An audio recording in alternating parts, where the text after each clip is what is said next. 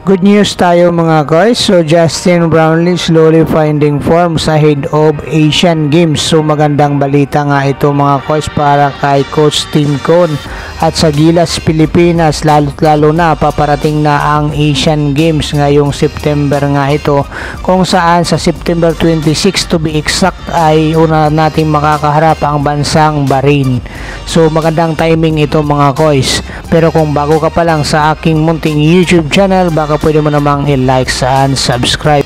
So ayon nga mga koy, sa balita ng Inquirer.net ngayong araw ay sinabi nitong Gilas Justin Brownlee slowly finding form sa head of Asian Games. So ito mga koy sa ang kapapasok lang na balita ng Inquirer.net. So ito nga mga koy ay good news nga ito para sa lahat ng basketball fans, lalong lalo na para sa Gilas Pilipinas, sapagkat paparating na nga itong Asian Games ngayong September 26 kung saan ay makakaharap nga natin ang bansang Bahrain.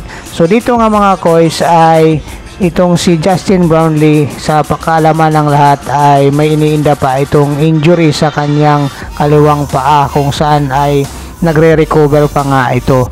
So dito sa balita na ito mga koys ng Inquirer.net ay napaka good news ito para sa lahat, lalong lalo na sa Gilas Pilipinas na naghahanda para dito sa Asian Games.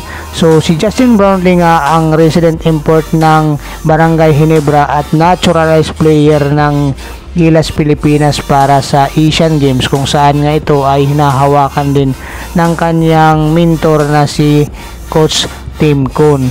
So matatandaan na nagkaroon nga ito ng left foot ankle injury itong si Justin Brownlee. Dahil dito sa balita ng Inquirer.net ay lalo pang lumakas ang kumpiyansa ni Coach Tim Cone at ang Gilas Pilipinas na maiuwi ang gintong medalya sa Asian Games. Pero alam natin dito mga koys na hindi madali ang pagdadaanan ng Gilas Pilipinas dahil sa first round pa lang ng laban ay nandyan ang bansang Bahrain at Jordan, kung saan itong bansang Jordan nga ay meron silang naturalized player na si Rondy Hollis Jefferson, ang naging import ng TNT, kung saan ito ang tumalo sa Barangay Ginebra sa nakaraang finals.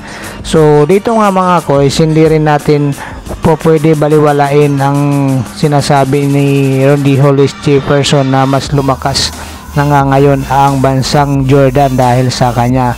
Dahil alam natin naman kung ano ang kakayahan ni Rondy Hollis Jefferson, lalong lalo na dito sa FIBA World Cup, dahil maganda nga ang pinakita nito mga koys, kahit nga winless ang Team Jordan dito sa FIBA World Cup ay maganda naman ang naging impact ito para kay Rondy Hollis Jefferson.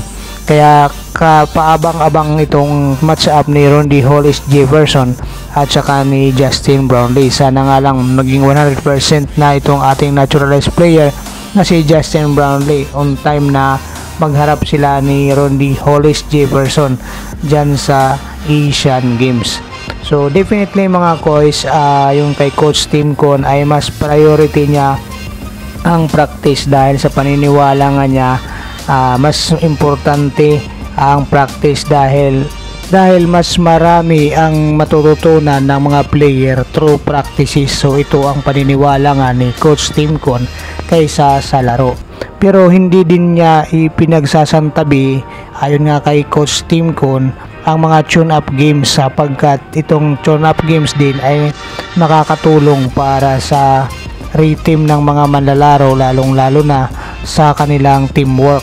So dito mga koys ay meron ngang magiging tune-up games ang Gilas Pilipinas bago nga ito lumipad papuntang China.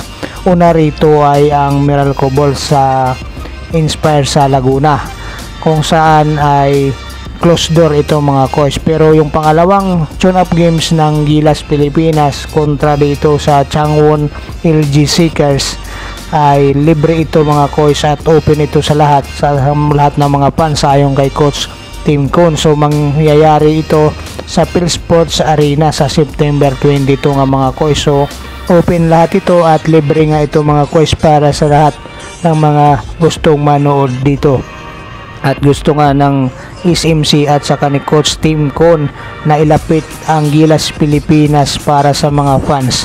So good news ito para sa mga fans din mga coach, dahil mapapanood nga itong tune-up games ng Gilas Pilipinas at Changwon LG Seekers, kung saan ay gaganapin nga itong mga kois sa PhilSports Arena ngayong September 22.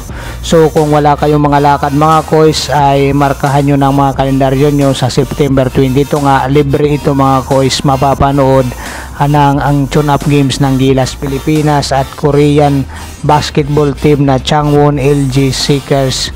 So dito nga mga kois, ayon nga kay Coach Tim Con, ay kailangan nila ng team focus, at ang focus ay magiging proseso para sa pagkuha ng panalo at gintong medalya. So maraming salamat mga kois. Kung nagustuhan nyo ang ating munting palabas, ay pwede mo naman i-likes and subscribe.